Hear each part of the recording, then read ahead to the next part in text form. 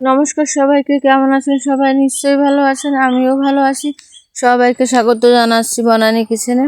তো আজকে কিন্তু আমি কোনো রান্নার ভিডিও নিয়ে আসিনি।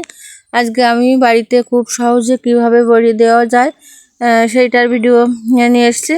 তো এই যে আমি নিয়েছি কিন্তু 500 গ্রামের মতো বিউলির ডাল। তো এই ডালটা কিন্তু আমি এখন ভালো করে ধুয়ে ভিজিয়ে রাখবো। আর এটা হচ্ছে সকালবেলার ভিডিও। সকালবেলায় আমি ডালটা এখন ভিজিয়ে রাখবো। তো ডালটা আমি ভালো করে ধুয়ে ভিজিয়ে রাখতে রাখতে কটা কথা বলবো। আসলে অনেক আপুরা আছে যাদের ভিডিও কিন্তু আমি দেখি, কিন্তু তারা প্রতিনিয়তই দেখে, কিন্তু তারা কিন্তু কখনো আমার পরিবারে এসে যে আমার ভিডিও দেখবে প্রয়োজন মনে করে না। কিন্তু কেন তারা এরকম করে জানি না। ভিডিও দেখলে শুধু একটা ধন্যবাদ দিয়েই তারা চলে যায় যে আমার ভিডিও দেখবে, তারা কিন্তু দেখে না।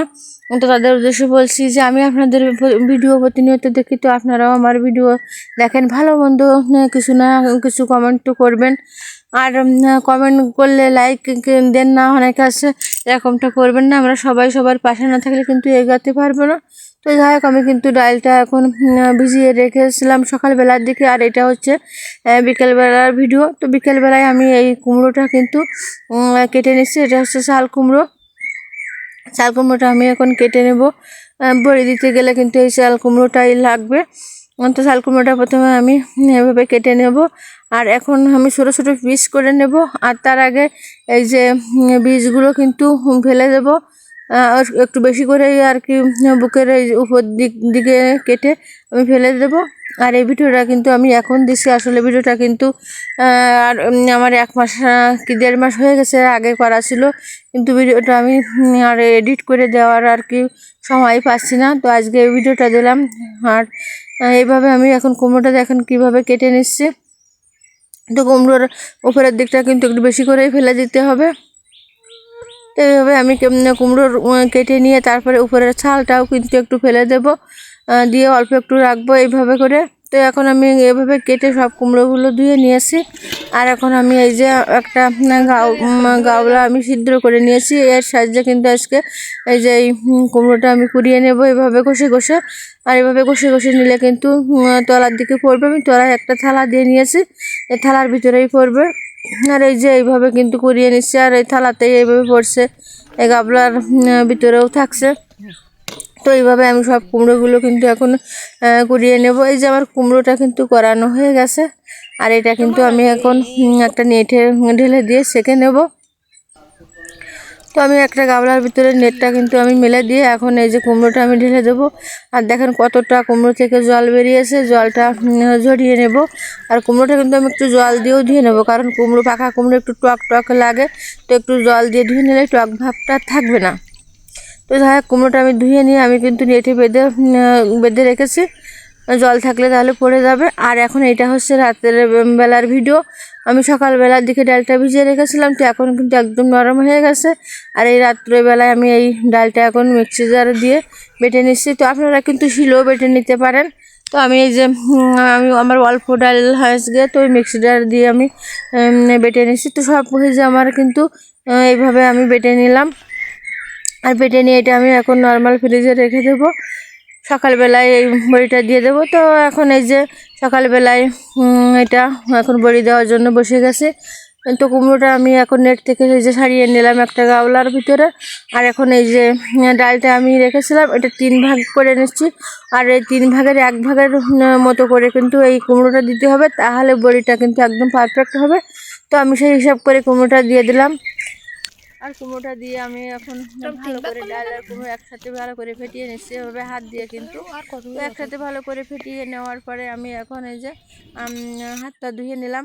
তারপরে একটা জল নিয়ে নিলাম, আর এখন আমি একটু লবণ দিয়ে দিলাম জলের ভিতরে।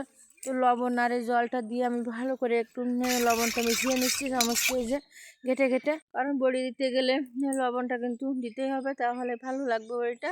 তো যাই হোক, লবণ জলটা আমি তৈরি করে রেখে এখন এই যে বড়ি দেবো। আমি কিন্তু আজকে এই কোলার উপরে কোলাগুলো আমি ধুয়ে নিয়েছি, আর এখন চালের গুঁড়ো দিয়ে দিলাম, দিয়ে ভালো করে এই যে ছড়িয়ে দিলাম। চালের গুঁড়োটা দিয়ে হাত দিয়ে ছড়িয়ে দেওয়ার পরে এখন আমি কিন্তু এই যে হাতাতে করে এক এক হাতা করে আর কি এই ডালটা নিয়ে নিচ্ছি। এই যে মাসার ভিতরে দিয়ে এখন এই যে ডাল ঘুটনি দিয়ে ভালো করে একটু ঘেটে নেব। তো এরকম করে একটু ঘেটে নেওয়ার পরে আমি যে লবণ জলটা করে রেখেছি সেই লবণ জলটা একটু দিয়ে দেব। তো প্রতিবার এরকম করে কিন্তু একটু লবণ জল দিয়ে দিতে হবে, তাহলে সব বড়িগুলোই কিন্তু ভালো হবে। আর আমি অল্প অল্প করে নিচ্ছি, তাহলে দিতে খুব ভালো হবে, ঘাটতেও সুবিধা হবে। আর আমি যেহেতু একা দিচ্ছি, তো এইভাবে নিয়ে কিছুক্ষণ ঘাটার পরে কিন্তু এইভাবে একটা জলের পাত্রের উপরে একটু দিলে বোঝা যাবে। এইভাবে যদি ভেসে ওঠে তাহলে বুঝতে পারবে যে বড়ি দেওয়ার মতো হয়ে গেছে। আর যদি ডুবে যায় তাহলে আরও একটু ঘাটাতে হবে। তো আমার কিন্তু বেশি উঠেছে, তো আমি এখন বড়িগুলো দিয়ে নেব। আর অনেকে কিন্তু কাপড়ে দেয়, তো আমি আজকে কুলোর উপরেই দিচ্ছি, কুলোর উপরে যে চালের গুঁড়ো দিয়ে এইভাবে দিয়ে দিচ্ছে। তো যাই হোক, আমি এইভাবে সব বড়িগুলো দিয়ে দেবো। আর আমাদের উঠানে আসলে খুব একটা রোদ থাকে না, সেজন্য এইভাবে দিলে যেখানে রোদ থাকে সেখানে কুলোটা ধরে দেওয়া যায়, তাহলে ভালো শুকিয়ে যায়। সেজন্য আমি এবার কুলোর উপরেই দিলাম, কাপড়ে আর দিলাম না। তো যাই হোক, এই যে আমি হাত দিয়ে কিন্তু এইভাবে বড়িগুলো সব দিয়ে নিলাম। আর এখন এই যে কোড়াটা ধরে আমি কিন্তু উঠানে দিয়ে দিয়েছি রোদ্রে। আর এখন এই যে বিকেলবেলার দিকে কিন্তু দিকে শুকিয়ে গেছে, আমি কিন্তু এইভাবে একটা একটা করে যে উল্টিয়ে দিচ্ছি। দুই একটা একটু কাঁচা কাঁচা আছে, তো এইভাবে উল্টিয়ে দিলে কিন্তু আর যেটুকুনি যে রোদ লাগবে, তো উপর দিকেও কিন্তু এই যে তলার দিকেও শুকিয়ে যাবে। আর পরের দিনের ভিডিও এটা। পরের দিন কিন্তু সারাদিন রোদ্রে খাওয়ানোর পরে আমি একটা গামলায় তুলে নিয়েছি। আর দেখেন কত একদম শুকিয়ে গেছে, নাড়াচ্ছে কিন্তু কত শব্দ হচ্ছে, দেখে তো বোঝা যাচ্ছে একদম কিন্তু শুকিয়ে গেছে। আর এটা কিন্তু দোকানের থেকেও খেতে ভালো হয় বাড়িতে দেওয়া। আর দোকানের বড়ি যারা দেয় তারা আসলে কীভাবে দেয় আমরা তো জানি না। তো এভাবে বাড়িতে দিয়ে কিন্তু বড়ি আপনারা খেতে পারেন খুব সহজে। তো কেমন লাগলো আমার এই যে আজকের বড়ির রেসিপি কমেন্টে জানাবেন। আর ভালো লাগলে লাইক কমেন্ট শেয়ার করে দেবেন। আর নতুন যারা দেখছেন আমার চ্যানেলটিকে সাবস্ক্রাইব করে আমার পাশে থাকবেন। পুরনো বন্ধুদেরকে ধন্যবাদ আমার পাশে থাকার জন্য। ধন্যবাদ সবাইকে।